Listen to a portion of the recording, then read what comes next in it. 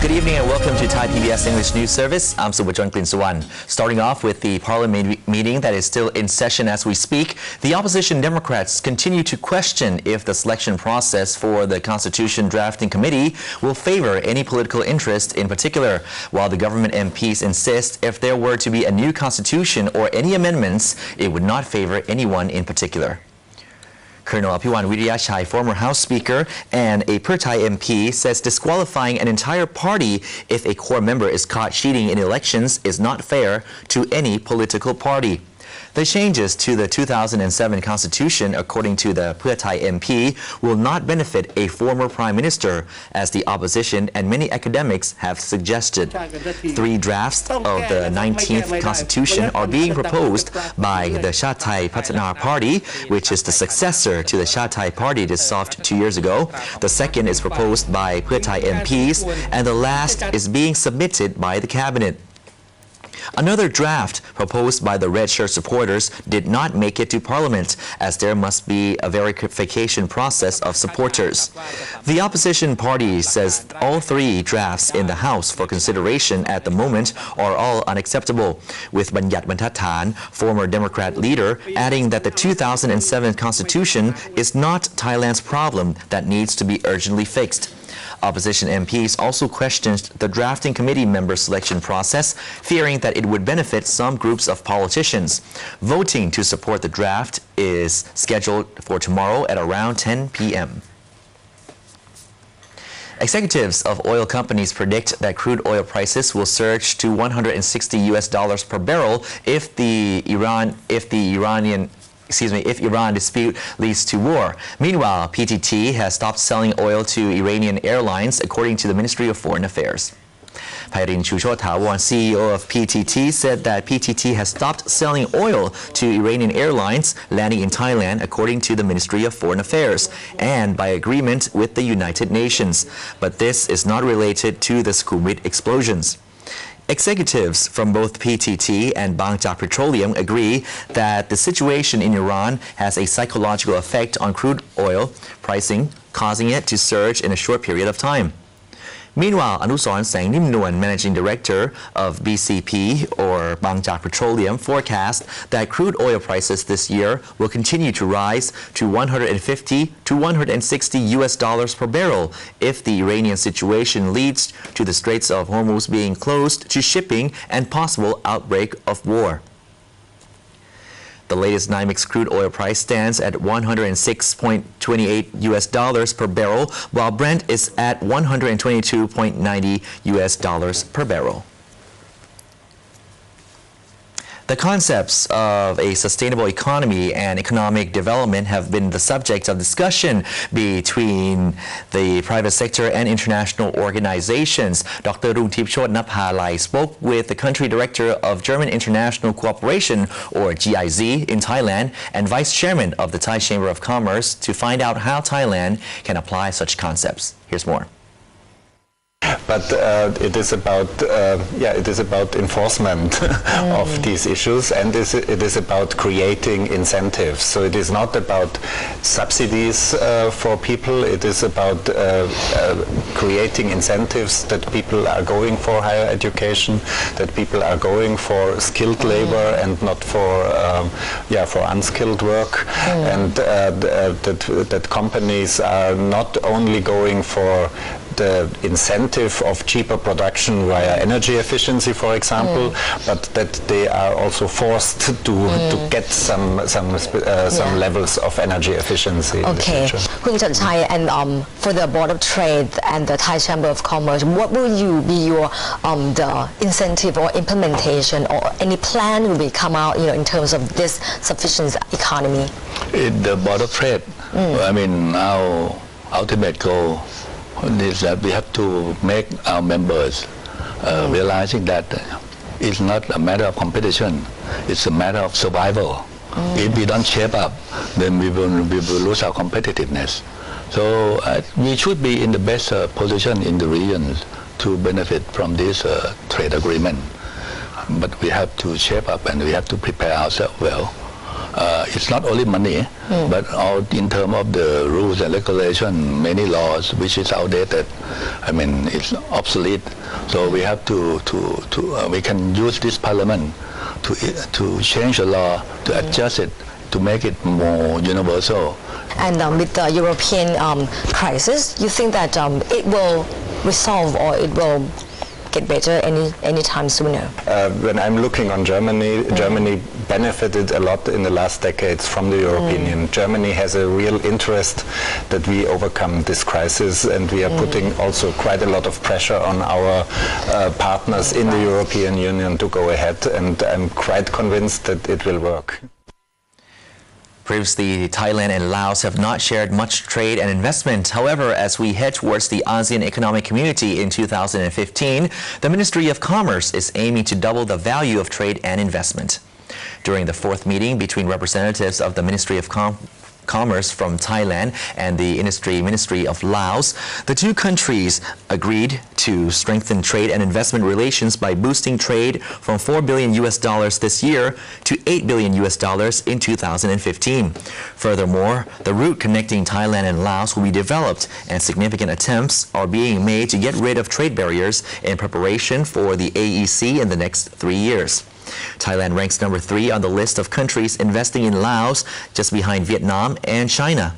In 2011, Thai-Lao trade growth stood at 35.8%, with trade valued at $3.9 billion. Thai export value is worth more than 2.7 billion baht, and the most popular export items are oil, automobile, and auto parts.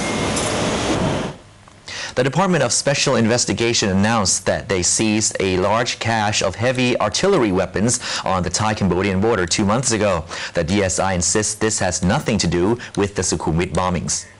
Rocket-propelled grenades, 60mm mortar rounds, M79 and M203 grenades, and ammunition for SK rifles were all found hitting near a commercial building in Mueang Mai Market in the northeastern border province of Surin last December.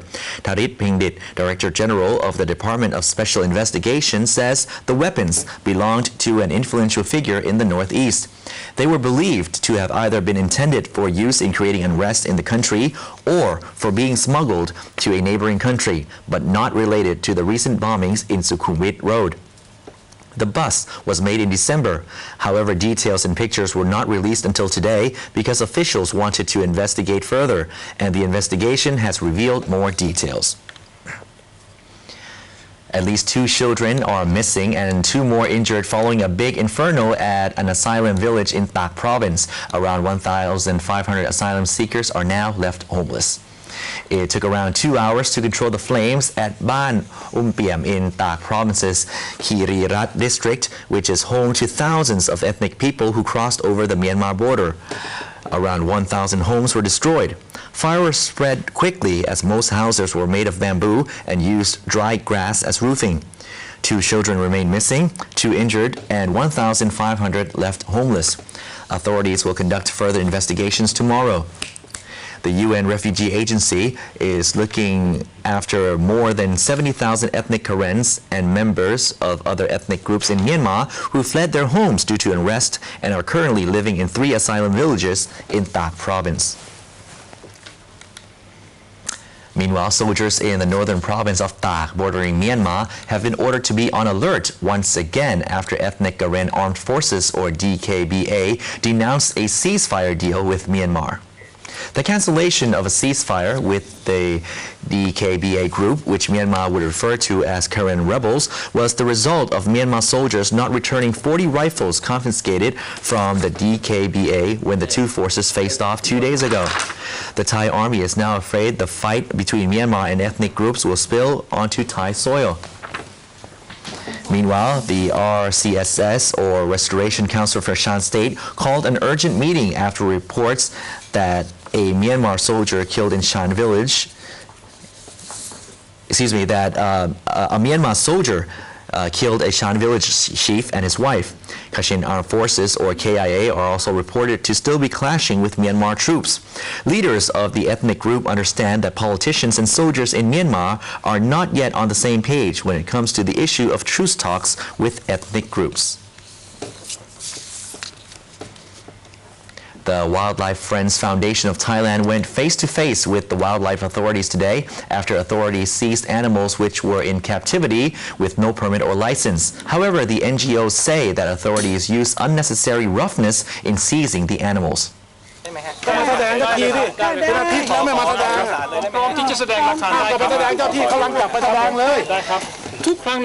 Phetchaburi Province, Damrong Pidet, Director General of the Department of Natural Parks, Wildlife and Plant Conservation, or DNP, found himself in a quarrel with Edwin Week, founder of the Wildlife Friends Foundation of Thailand, after the WFFT could not produce license for keeping some of the animals in their compound. 105 animals were confiscated, with members of the foundation, most of which are foreigners, claimed authorities used excessive force in the process. Director General Damrong of the DNP says what his men did today was in accordance with the law, claiming the process of seizing the animals is approved by vets.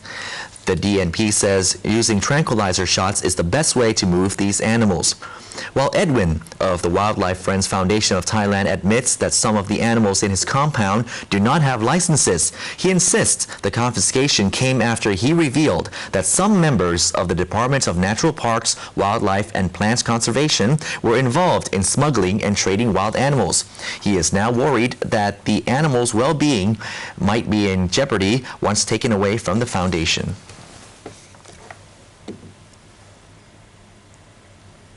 With the Constitutional Court giving the go-ahead to the Water Management Budget Decree, Deputy Prime Minister Kitirat Naranong says that a dike along the banks of the Chao Phraya River is an immediate priority. Meanwhile, farmers in Ayutthaya are afraid that the water retention compensation plan will have a negative impact on farmers, leaving them with no cultivable land. Here's more from Kun Darin Klong-Akra. 7,000 baht per rai of flooded farmland in the water retention area is the rate local proposed to the Prime Minister during her visit last week. While many farmers are keeping their fingers crossed to get that rate, a number of farmers told ThaiPBS that farmers with no land will be driven out of the paddy fields they are renting because the rate they pay landlords is only 2,000 baht per rai per year. If landowner were to get 7,000 baht without doing anything, but letting their paddy fields become flooded following the government's water retention scheme, farmers renting paddy fields will likely get the boot. Last year, flooded farmlands received only 2,222 baht. Deputy Prime Minister Kitirat Naranong is now moving forward with the 350 billion baht bill, which the Constitution Court approved yesterday. One of the earliest projects is to spend 60 billion on water retention areas, which academics says requires at least 2 million rai. The government currently has around 1.4 million rai in hand. Another 30 billion baht will be used building dikes along the Chao Phraya River. The Chao Phraya River starts from the Const and runs through to Samut Prakan before going out the Gulf of Thailand. One big question remains: will provinces near the delta, especially Bangkok, be more severely hit by the year's flood? Deputy Prime Minister Kitirat, who is also a core member of the Water Resources Management Committee, or GYNO, has not revealed details. Darin Klong-Akra, Thai PBS. Thank you, Kun Darin, and that's all we have for tonight's edition of Thai PBS English News Service. I'll see you again tomorrow, same time, same place. Sawadee krap.